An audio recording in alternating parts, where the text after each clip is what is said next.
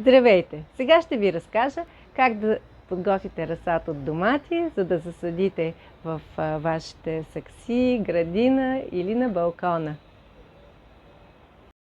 Вече сме избрали нашите семена и следващата стъпка е да подготвим торфопочвената смес. Това е нещо много важно за развитието на растението и за неговия добър живот. Разполагам с табла за семена, която попълвам клетките с торфопочвената смес. Тя е компилация от градинска тор, перлит и торф. Запълваме клетките равномерно, насякъде разпределяме без много да натискаме, насякъде да има пръст. Пръстта е леко навлажнена, за да може по-лесно да бъдат приети семенцата. Ето, вече съм готова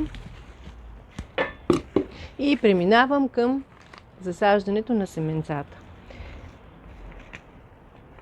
Във всяка една от клетките първо направиме отвори във всяка една клетчица, където ще пуснем семенцето.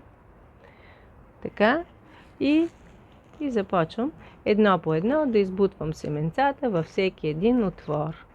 След като съм ги направила,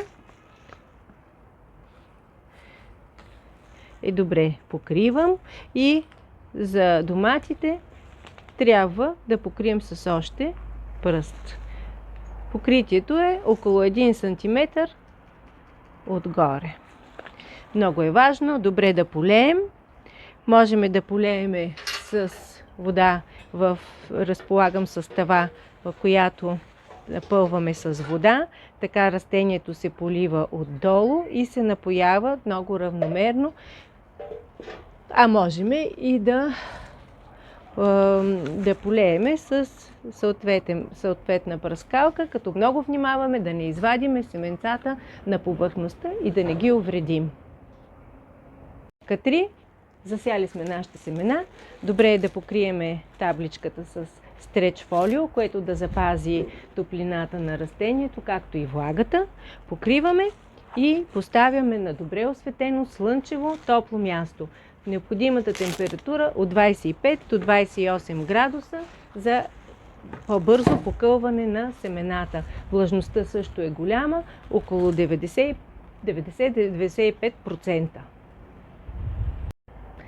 Нашите семена вече са поникнали. За поникването е нужно около седмица-две и в момента, в който те вече имат около 2-3 листенца, са готови вече за пикиране. Пикирането означава всяка една клетка отделяме с съответното стъкче и преместваме в съд, който е по-голям, пълен с пръст, и като внимаваме да не отделиме корените от пръста. Те трябва да гледаме да бъдат засадени изцяло, за да не се травмира растението. За да станат готови растенията ни за засаждане, е необходим период около 6 до 8 седмици, добре гледани, с добра температура от 22 градуса, 20 до 25 градуса, и растенията стават здрави и с около 30 см височина.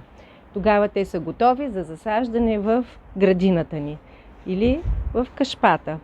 Аз тук вече съм засадила моите домати.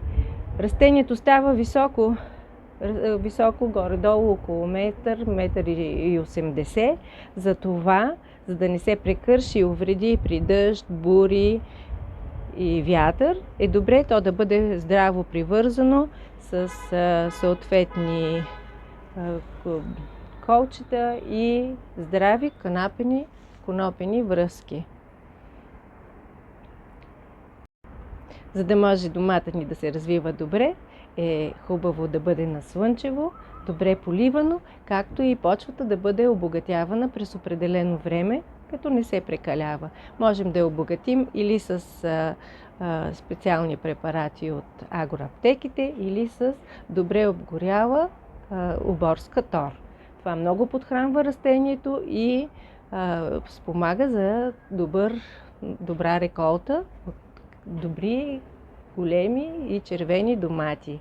Ето, след около 2 месеца след засаждането им, ние можем да берем едни прекрасни розови домати, а има и ситни. Всичко от всичко по-малко.